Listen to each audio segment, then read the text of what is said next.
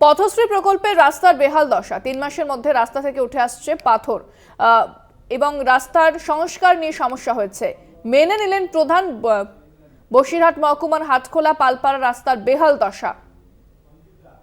ফোনে রয়েছেন প্রতিনিধি সঞ্জিত চক্রবর্তী। সঞ্জিত, রাস্তার বেহাল দশা কি বলছে প্রশাসন?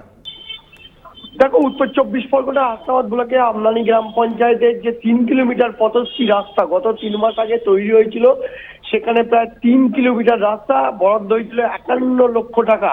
কিন্তু সংস্কার করার পরেই সঙ্গে সঙ্গে সেই রাস্তা কিন্তু ৩ মাসের মধ্যে আবার পুনরায় বেহাল ও ভগ্নদশায় পরিণত হয়েছে।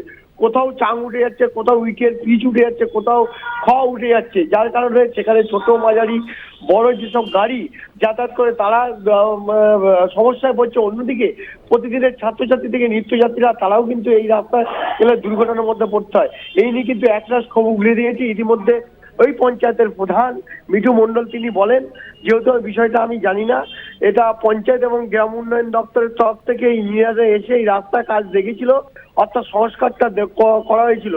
পুরো বিষয়টা আমরা জানলাম। এই বিষয়টা আপনাদের আমরা সংশ্লিষ্ট দপ্তরের কাছে পাঠিয়ে দেবো, যাতে পুনরায় আবার ওই রাস্তা সংস্কার হয়। তার জন্য সব রকম ব্যবস্থা করা ইতিমধ্যে পঞ্চায়েত তরফ থেকে তারা একটা লিখিতভাবে জানাবেন।